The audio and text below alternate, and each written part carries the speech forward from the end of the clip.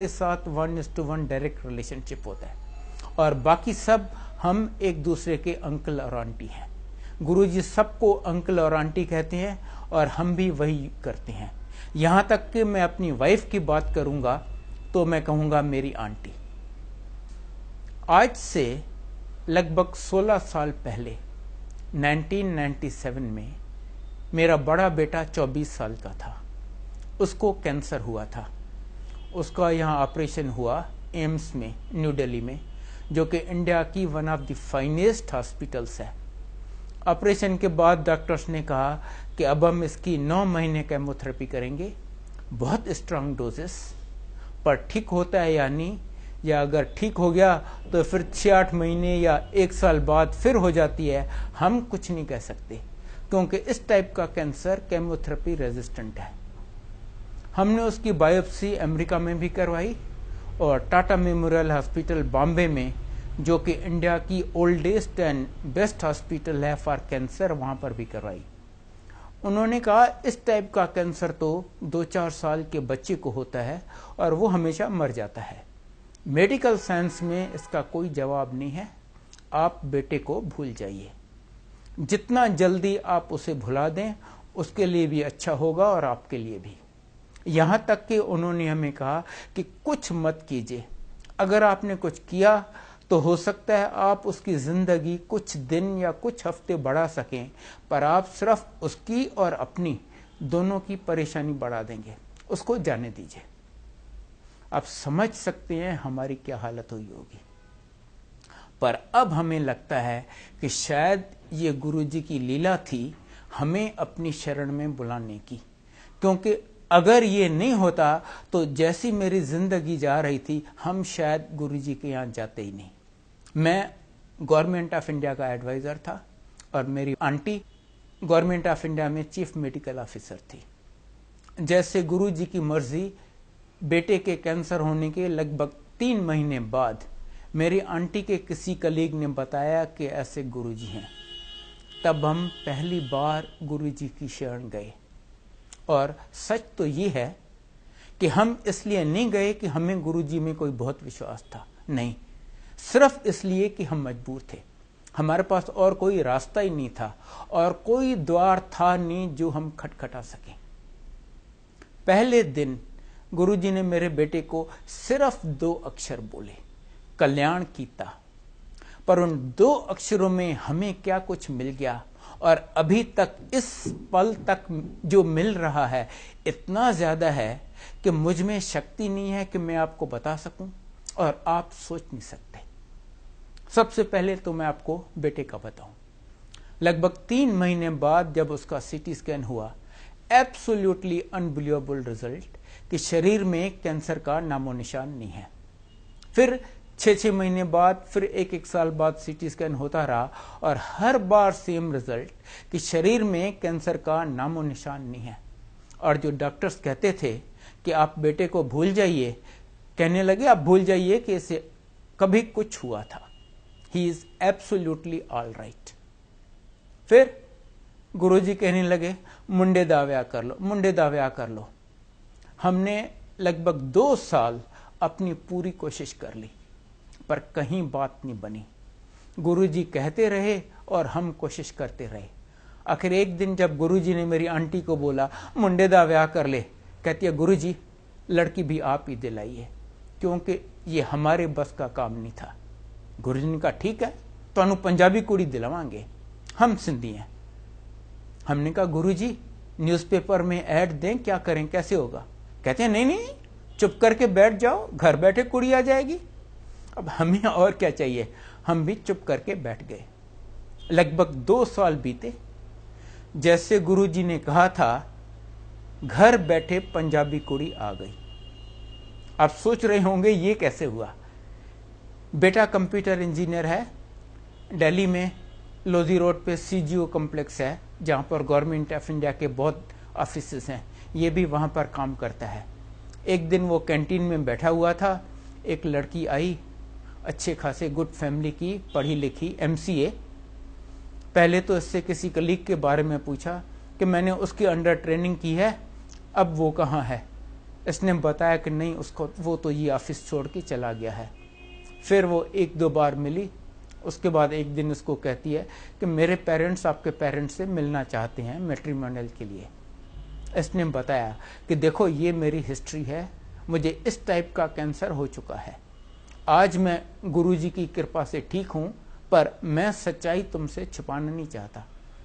कहती है कोई बात नहीं। उसके पेरेंट्स हमारे यहाँ आए, प्रपोज किया। हमने गुरुजी से पूछा, गुरुजी कहते हैं हाँ कर लो ब्याह। शादी हो गई। शादी के बहुत जल्द बाद गुरुजी ने मेरे बेटे को कहा अब अपनी फैमिली बढ़ा।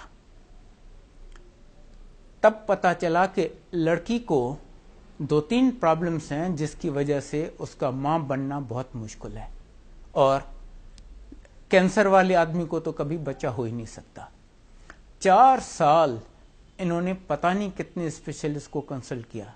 सबने कहा भूल जाइए, आपको अपना बच्चा होने का सवाल ही नहीं पैदा होता, चाहो तो किसी को गोद ले लो। 31 दिसंबर 2005 को गुरुजी न्यू ईयर्स ईव सेलिब्रेट कर रहे थे बड़े मंदिर में। वो अपने हाथ से प्रसाद दिया करते थे। जब मेरी बहू को प्रसाद दिए, बोले ले तेनू दवाई देती। उसी महीने जनवरी में उसने कंसीव किया।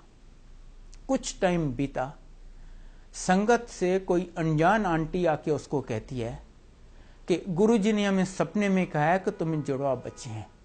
अब देखिए, उसको नहीं पता, उसके डॉक्टर को नहीं पता, मदर इन लॉ डॉक्टर है उसको नहीं पता, संगत से कोई अनजान आंटी आके बताती है कि तुम्हें जुड़वा बच्चे हैं। फिर प्रेगनेंसी में बहुत सीरियस प्रॉब्लम्स आए, रियली सीरियस। हर बार डॉक्टर्स ने हाथ खड़े कर दिए कि ये हमारे बस का नहीं है, हम कुछ नहीं कर सकते। पहले उसको सीवियर ब्लीडिंग हो गई। डॉक्टर्स ने कहा ऑब्वियसली मिसकैरेज हो रहा है, you take absolute bed rest, even bathroom तक जाना नॉट अलाउड।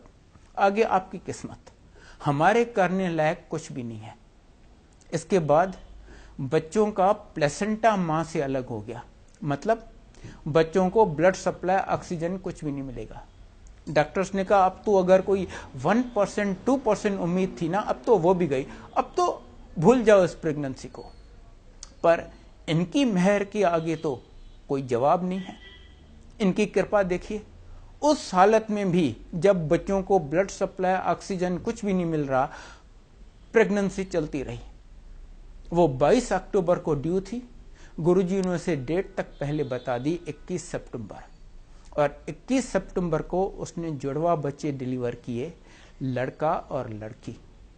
गुरुजी मेरे बेटे को कहते हैं देखो मैंने एक झटके में तुम्हारी फैमिली कंप्लीट कर ली, इवन मेरे से तुम्हें फिर नहीं मांगना पड़ेगा। और मेरी आंटी को कहती है आंटी कदी वेख्या है, कदी सुनिया है कैंसर वाले बंदे नू बच्चा हो जाए, मैं तेरी डॉक्टरी फेल कर देती। ये हैं हमारे गुरुजी, साक्षात शिव जी। आप उन्हें शिव जी कहिए, महाशिव कहिए, परमेश्वर कहिए, whatever, he is the ultimate.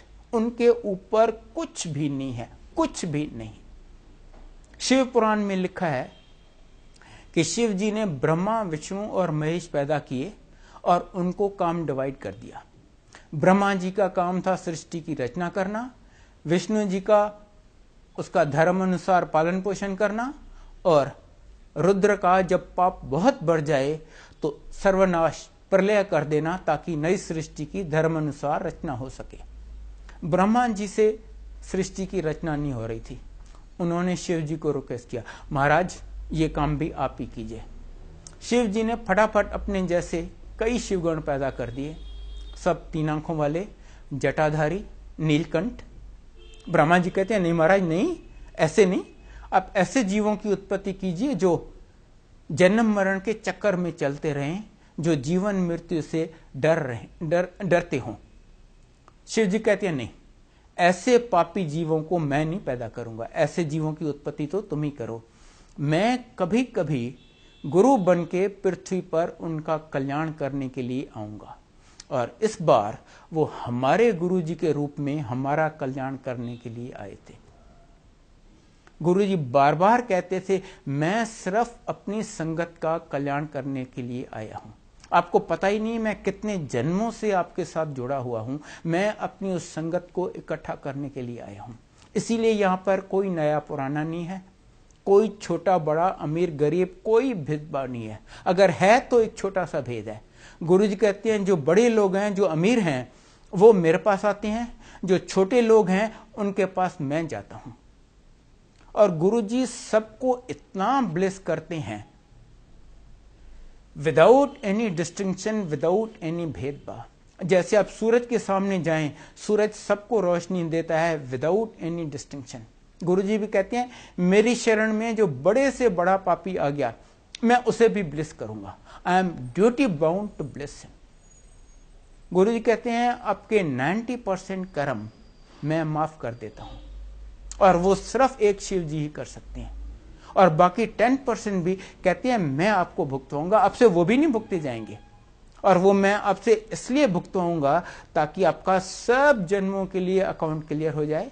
ना आप इस जन्म में सफर करेंगे ना और किसी जन्म में। उनके गुण तो इतने हैं कि मैं क्या, अगर मां सरस्वती अब से लेके इटर्निटी तक डिस्क्राइब करे तो भी नहीं डिस्क्राइब कर सकती। पर मैं आपको उनके बारे में कुछ बताता हूं। गुरुजी अपने पूरे जीवन में कभी एक सेकंड भी नहीं सोए, एक सेकंड नहीं सोए। कहते थे रब किस तरह सो सकता है, रब सो जाए तो प्रलय ना आ जाए, सृष्टि कौन चलाएगा। संगत से उन्हें बहुत प्यार है। बस जब संगत है वो संगत के साथ बैठे हैं और हरेक की तकलीफ मुसीबत परेशानी, किसी का डायबिटीज, किसी का अर्थराइटिस, किसी का हार्ट ब्लॉकेज अपने ऊपर ले लेते हैं। जब संगत डिस्पर्स हुई तब तप में लगे रहते हैं और तब से धीरे धीरे उसको वो खत्म करते हैं। वो अजन्मा है, अकाल है, अजूनी है। ना कभी उनका जन्म हुआ है, ना कोई मध्य है, ना कभी अंत होगा। गुरुजी अपने पूरे जीवन में कभी एक सेकंड भी नहीं सोए, बस संगत के साथ और उनका कल्याण करने में लगे रहे हैं। गुरुजी जब चलते थे उनके पांव जमीन पे नहीं होते थे, वो जमीन से ऊपर चलते थे। हम उनके साथ चल रहे हैं, हमारे जूतों को इतनी इतनी मिट्टी लगी हुई है या बारिश है तो कीचड़ लगा हुआ है। गुरुजी के जूते आप देखेंगे नीचे ऊपर से चमक रहे हैं क्योंकि वो जमीन को टच ही नहीं करते, उसके ऊपर चलते हैं। एक बार बड़े मंदिर के गेट पे फ्रेश कंक्रीटिंग हुई थी, तो सेवादारों ने दोनों साइड पे दो दो ईंटें रख के उसके ऊपर एक फटा रखा था कि लोग उससे जाएं, नहीं तो कंक्रीट पे सबके निशान पड़ जाएंगे। गुरुजी आए वहां पर, गुरुजी तो कंक्रीट के ऊपर चले गए। किसी ने देखा, उसने सोचा शायद कंक्रीट सूख गई है, उसने हल्का सा एक उंगली से कंक्रीट को टच किया तो उसके फिंगरप्रिंट्स के निशान कंक्रीट में आ गए। पर गुरुजी चल के गए, कहीं उनका निशान नहीं आया। जो बहुत सिंपल वर्ड्स में कहते हैं कि God is omniscient, omnipresent and omnipotent. हमने वो तीनों गुण गुरुजी में अनेक बार देखे हैं and in unlimited mayor, unlimited mayor में। मैं आपको कुछ इंस्टेंसेस सुनाता हूं।